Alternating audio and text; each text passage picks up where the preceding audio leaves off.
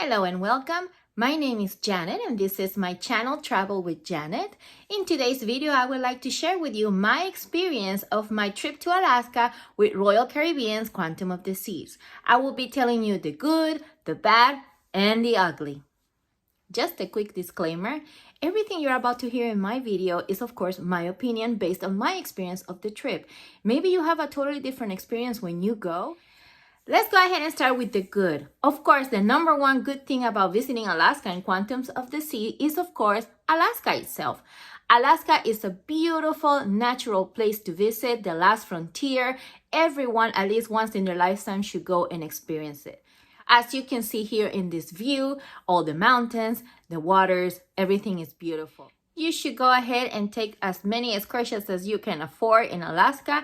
And of course, if you are unable to book them through the cruise line because the cruise line kind of fills up quickly, know that once you get to the different ports there, you are able to book private excursions right there at the port very easily. They have the transportation, they go with your schedule, so you will have no problem in visiting the most important sites in Alaska.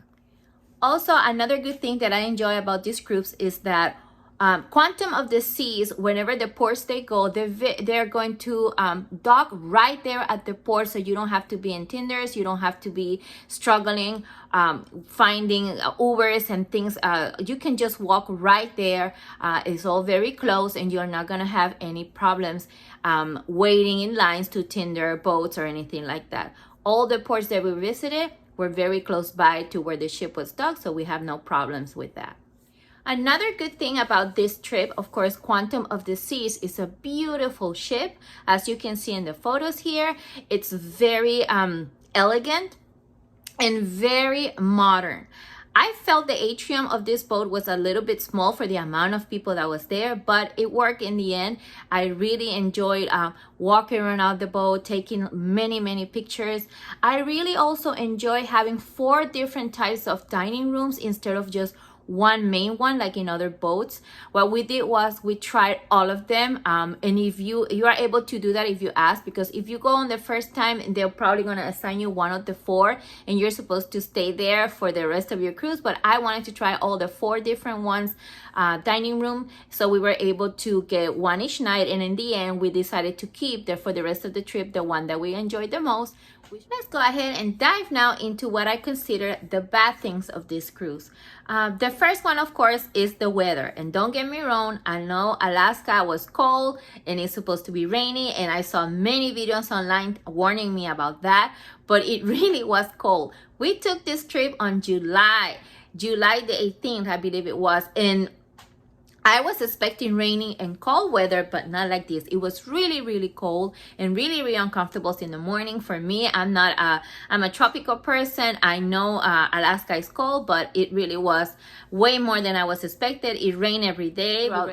We were unable to have good visibility in most of our trip, especially on the trek from crossing the Pacific Ocean up north and back down. That even though we had a balcony cabin, we were not able to see any whales at all. You were able to see whales if you went on an excursion, of course, but I'm talking about in the boat itself, on the way back and forth, we did not see any whales at all. Another bad thing that I consider is the amount of people. Of course, I know Alaska cruises are full, and yes, it was basically full capacity when we went in July, but what I'm telling you is even for breakfast, lunch, and dinner times at the Windjammer, you had to wait standing up most of the time. And another bad thing that I think is the worst of all is that we were unable to visit the glacier. When you are selecting an Alaska cruise and you look at it at the itinerary, you want to visit the most important place in Alaska, which is the glaciers, of course. But unfortunately, our ship, Quantum of the Seas, skipped it, and let me explain why. The day before we were supposed to go to the glaciers, at night, we heard in the announcements that there was an emergency, Alpha, which means a medical emergency, but we didn't hear anything else. So we thought, okay, there's a medical emergency. Hopefully they're dealing with it and everybody's okay. So we went to sleep, waiting the next morning to get up early so we could see the glaciers from our balcony. When we wake up the next morning, however, we were already in Juneau, and this was our view.